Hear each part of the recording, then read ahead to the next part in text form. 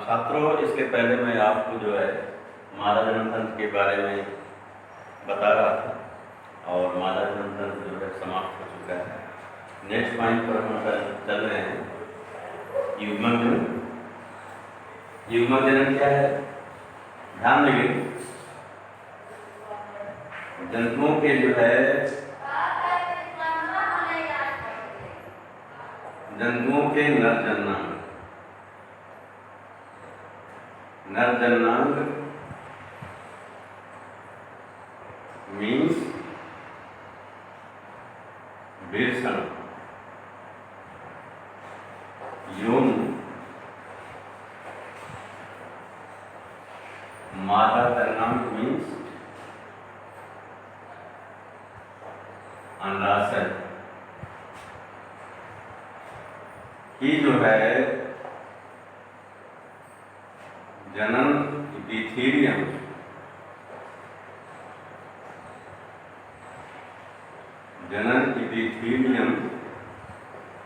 में अर्धसूत्री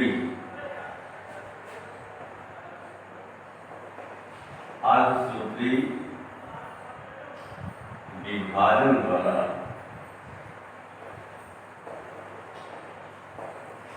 युग्मकों के निर्माण की क्रिया को युग्मक जनन कहते हैं। क्या कहते हैं? युग्मक जनन कहते हैं। जंतुओं के नर जननांग एवं मादा जननांग अर्थात वृषण एवं अंडाशय की जनन इपीथीलियम में या जनन इपीथीलियम की कोशिकाओं से अर्धसूत्री विभाजन द्वारा युग्मकों के बनने या निर्माण की क्रिया को जो है युग्मक जनन कहते हैं। क्या कहते हैं? युग्मक जनन कहते हैं। इसे दो भागों में विभक्त किया गया है। युग्मक जनन कितने भागों में विभक्त किया है? यह दो भागों में। प्रथम को कहा जाता है शुक्राणु जनन, स्पर्मेटोजेनेसिस, और दूसरे को कहते हैं अंडजनन। अंडजनन oogenesis। क्या कहते हैं? oogenesis। तो जंतुओं के नर जननांग वृषण एवं मादा जननांग अंडाशय की जनन इपीथीलियम में अर्धसूत्री विभाजन के द्वारा जो है युग्मकों के निर्माण की क्रिया को युग्मक जनन कहते हैं। युग्मक जनन जो होता है इसे दो भागों में विभक्त किया गया है, शुक्राणु जनन स्पर्मेटोजेनेसिस और अंडजनन oogenesis। आइए हम चलते हैं, शुक्राणु जनन क्या है? शुक्राणु जनन की क्रिया जो होती है, ये नर सदस्य हम चूंकि पुरुष के यहाँ ह्यूमन के बारे में चल रहे पढ़ने, मानव के बारे में। शुक्राणु जनन की क्रिया जो होती है नर सदस्य में होती है, पुरुष में होती है। क्या होती है? पुरुष में। तो ध्यान दीजिएगा, पुरुष में वृषण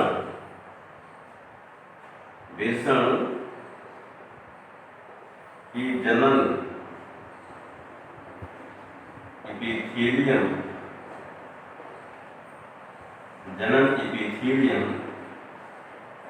से शुक्राणु के निर्माण की क्रिया को शुक्राणु जनन कहते हैं। क्या कहते हैं? शुक्राणु जन्म कहते हैं। पुरुष में या नर जंतु में जो है वृषण की जन्म इपीथीलियम से या जन्म इपीथीलियम की कोशिकाओं से शुक्राणु के बनने या शुक्राणु के निर्माण की क्रिया को क्या कहते हैं? शुक्राणु। साथ में हम कह सकते हैं शुक्राणु के निर्माण की क्रिया को जो है शुक्राणु जन्म कहते हैं। क्या कहते हैं? शुक्राणु जन्म कहते हैं। ये हमारे जो है शुक्राणु जन्म स्पर्मेटोजेनेसिस का जो है ये यहाँ पर चित्र बना रखा है। शुक्राणु जन्म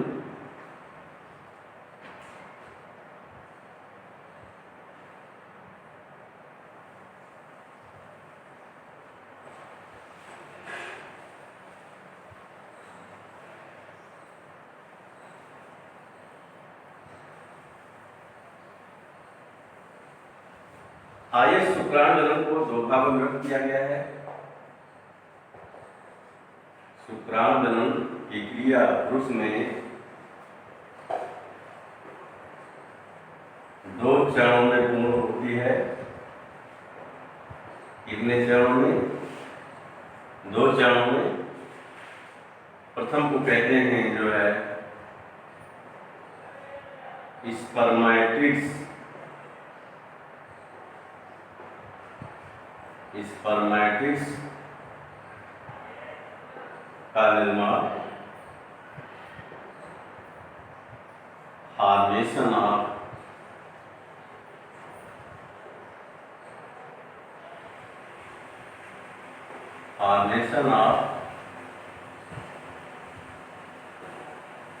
स्पर्मेटिड्स और दूसरे कहते हैं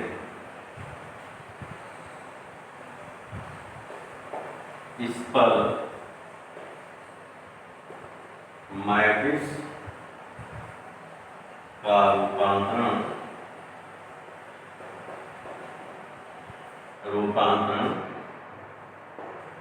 या शुक्राणु निर्माण इसको इंग्लिश में कहते हैं स्पर्मियोजेनेसिस और फॉर्मेशन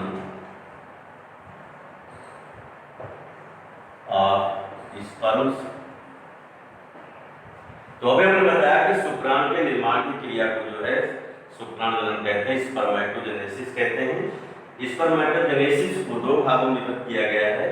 कितने भागों में? दो भागों में। प्रथम कहते हैं स्पर्मेटिड्स का निर्माण, फॉर्मेशन ऑफ स्पर्मेटिड्स।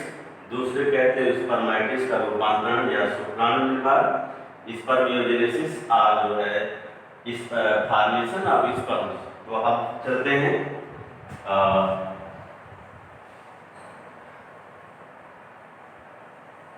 स्पर्मेटिड्स के निर्माण के बारे में चर्चा करने। ध्यान दीजिएगा, स्पर्मेटिड्स इनको हिंदी में पुरुष शुक्राणु कहते हैं। स्पर्मेटिड्स का निर्माण जो होता है, स्पर्मेटिड्स का निर्माण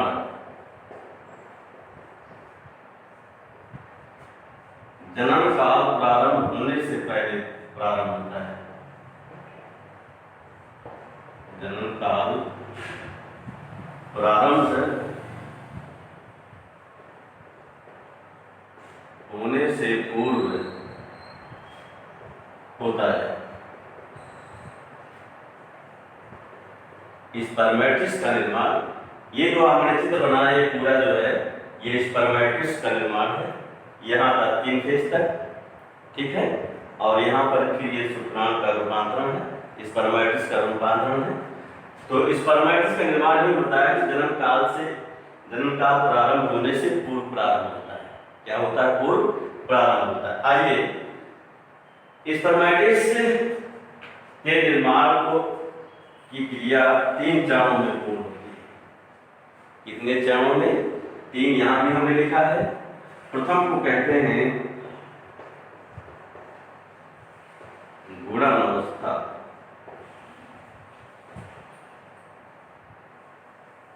मल्टीप्लिकेशन फेज, और दूसरे कहते हैं वृद्धि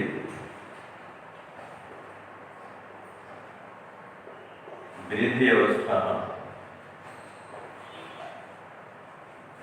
ग्रोथ फेज, वृद्धि अवस्था ग्रोथ फेज, और तीसरे को कहते हैं परिपक्वता अवस्था। परिपक्वता अवस्था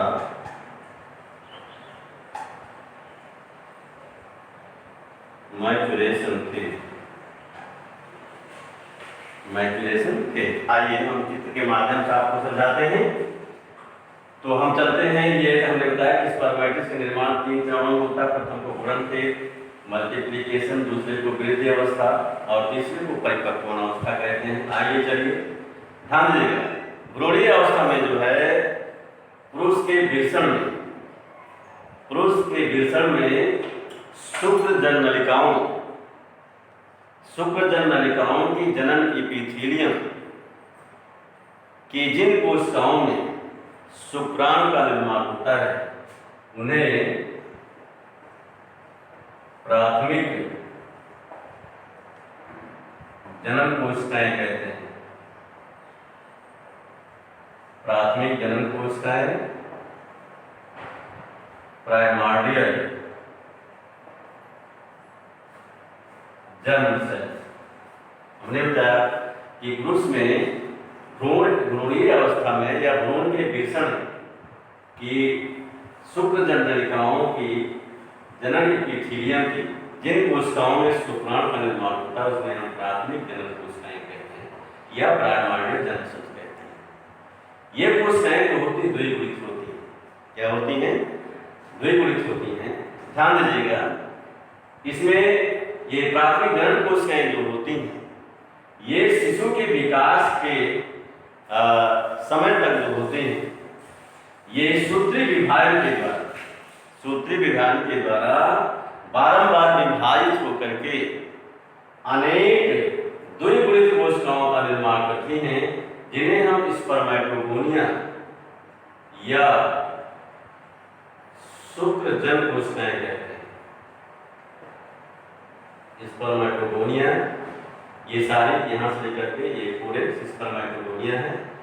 अभी फिर से सुनिए, पुरुष के भ्रूण में या भ्रूण में के वृषण में शुक्रजन नलिकाओं की जिन कोशिकाओं में जो होता है शुक्रजन नलिकाओं की जनन इपिथीलियम की जिन कोशिकाओं में शुक्राणु का निर्माण होता है उन्हें हम प्राथमिक जनन कोशिकाएं कहते हैं। क्या कहते हैं? प्राथमिक जनन कोशिकाएं कहते हैं। ये कोशिकाएं द्विगुणित होती हैं और शिशु के विकास के समय तक जो होती हैं ये प्राथमिक जनन कोशिकाएं जो होती सूत्री विभाजन द्वारा बारंबार विभाजित होकर के द्विगुणित कोशिकाओं का निर्माण करती हैं जिन्हें हम शुक्रजन कोशिकाएं या जो है स्पर्मेटोगोनिया कहते हैं। यौनावस्था प्रारंभ होने तक जो है जनन इपिथीलियम में सक्रिय होकर के जो है, देखिए एक स्तर यहाँ पर, दूसरा स्तर यहाँ, स्पर्मेटोगोनिया के कई स्तर बनाते हैं या शुक्रजन कोशिकाओं के कई स्तर बनाते हैं। दूसरा आते हैं वृद्धि अवस्था।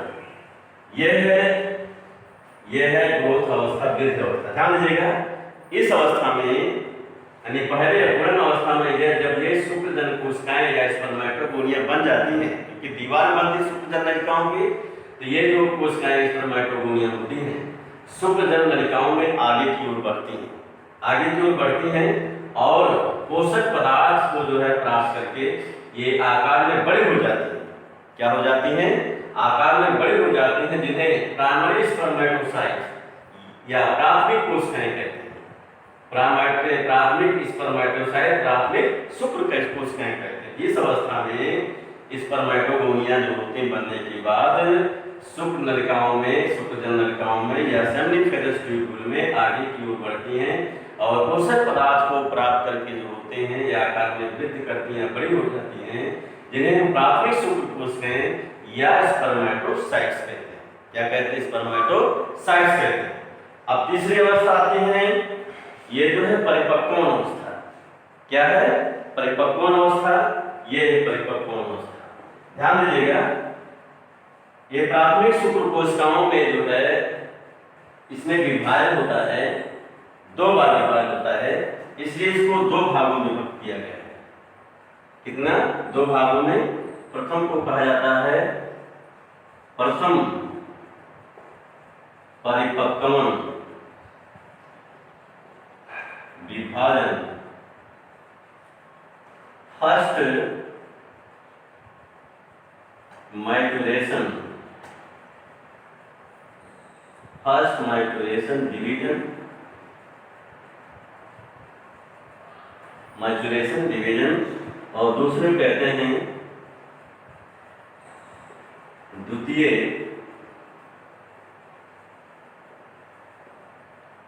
परिपक्वन विभाजन, द्वितीय परिपक्वन विभाजन, सेकेंड मैचुरेशन डिवीजन। ध्यान देंगे इसमें जो है प्रथम परिपक्वन विभाजन में ये जो प्राथमिक शुक्र कोशिका होती है, प्राथमिक शुक्र कोशिकाएं जो बनती हैं, इसमें जब प्रथम विभाजन होता है तो इसको प्रथम परिपक्वन विभाजन कहते हैं। और ये विभाजन जो होता है अर्धसूत्री होता है। क्या होता है? अर्धसूत्री होता है। कौन सा विभाजन? अर्धसूत्री विभाजन होता है, जिससे ये प्राथमिक शुक्र कोशिका जो होती है अर्धसूत्री विभाजन में के द्वारा विभाजित होकर के 2 आवृत कोशिकाओं का निर्माण करती है। कितने? 2 आवृत कोशिकाओं का निर्माण करती है, जिन्हें हम द्वितीय शुक्र कोशिकाएं या सेकेंडरी स्पर्मेटोसाइट, देखिए यहाँ स्पेलिंग गलत हो गई है, सेकेंडरी स्पर्मेटोसाइट्स कहते हैं या द्वितीय शुक्र कोशिकाएं कहते हैं। अब आइए द्वितीय परिपक्वन विभाजन जब जो होता है कुछ समय पश्चात द्वितीय शुक्र कोशिकाओं विभाजन होता है। प्रथम विभाजन के बाद जब द्वितीय शुक्र कोशिकाएं बनती हैं तो इनमें कुछ समय के पश्चात विभाजन होता है, और जिसे हम द्वितीय परिपक्वन विभाजन कहते हैं। और यह विभाजन जो होता है सूत्री विभाजन होता है, यानी माइटोसिस होता है। कौन सा विभाजन होता है? सूत्री विभाजन होता है, जिससे जो होती हैं ये प्रत्येक जो है ये सेकेंडरी स्पर्मेटोसाइट द्वितीय शुक्र कोशिका जो होती है ये विभाजित होकर के 2 आवृत कोशिकाओं का निर्माण करती हैं। इस प्रकार प्राथमिक शुक्र कोशिका से 4 आवृत कोशिकाएं बन जाती हैं, जिन्हें हम स्पर्मेटिस कहते हैं या शुक्राणु कहते हैं, जिन्हें स्पर्मेटिस या शुक्राणु कहते हैं। इस प्रकार से जो है स्पर्मेटिस का निर्माण जो होता है 3 चरणों में होता है। प्रथम को मल्टीप्लिकेशन पे जो है गुणन अवस्था, दूसरे को जो है हम कहते हैं वृद्धि अवस्था, और तीसरे को परिपक्वन अवस्था।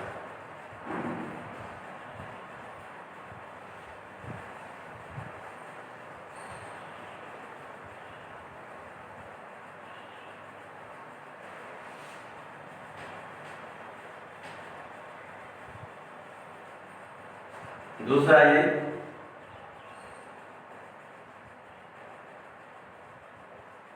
स्पर्मेटिड्स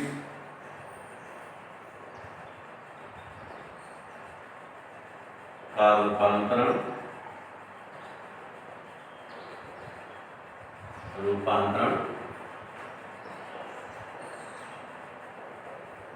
या शुक्राणु का निर्माण स्पर्मियोजेनेसिस, या इसको जो है फॉर्मेशन ऑफ स्पर्म्स कहते हैं। आप ध्यान दीजिएगा ये क्या है? स्पर्मेटिस। यहाँ क्या है? स्पर्मा। ध्यान दीजिएगा स्पर्मेटिस जो है या पूर्ण शुक्राणु जो है क्या होते हैं? ये अचल होते हैं, गोल आकार में होते हैं, यूं अचल होते हैं। क्या होते हैं? अचल होते हैं, जो बाद में इस अवस्था में जो है एक चल यूं धागे नुमा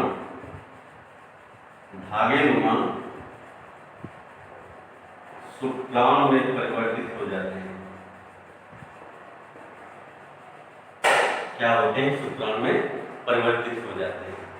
इस क्रिया में इनका कोशिका द्रव्य साइटोप्लाज्म जो होता है ये समाप्त हो जाता है।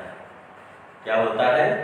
साइटोप्लाज्म समाप्त हो जाता है तथा इनमें जो है सेंट्रियोल यानी तारक का सेंट्रियोल से जो होता है कसाव भी, सेंट्रियोल से इनमें कसाव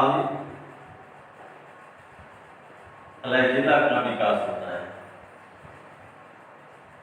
कसाव से फ्लैजिला का, सेंट्रियोल से का जो है कसाव का विकास होता है और जो है गाल्जी बॉडी से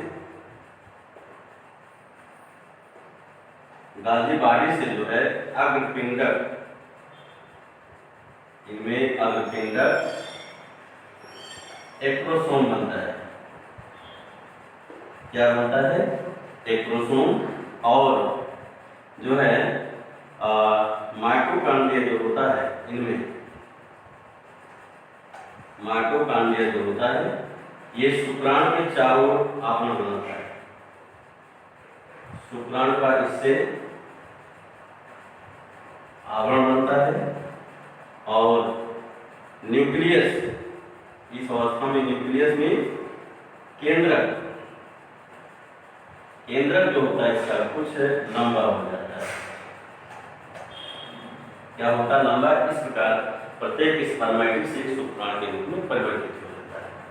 फिर समझिए, स्पर्मेटिड जो होते हैं, ध्यान दें, ये गोल एवं एक अचल रचना के रूप में होते हैं जो बाद में एक चल एवं धागेनुमा शुक्राणु या स्पर्म में परिवर्तित हो जाते हैं। इसमें रूपांतरण के समय शुक्राणु के निर्माण से प्रत्येक स्पर्मेटिड का साइटोप्लाज्म कोशिका द्रव्य समाप्त हो जाता है। तारक का जो सेंट्रियोल होता है उससे ये जो है कसाव बन जाता, धागा बन जाता, जो इसके द्वारा गति करते हैं शुक्राणु। और जो गाल्जी बॉडी होती है स्पर्मेटिड से, उससे इसका अग्रपिंडक, ये है अग्रपिंडक बन जाता है। और माइटोकॉन्ड्रिया से इसके चारों जो होता है शुक्राणु का आवरण बनता है। और ये जो है केंद्रक जो होता है, इसके अंदर जब पूरा बनाएंगे तो केंद्रक जो होता है इस तरह से जो होता है बना होता है। तो छात्रों, इस प्रकार से जो है शुक्राणु जन्म की क्रिया जो होती है नरजन्म या पुरुष में होती है।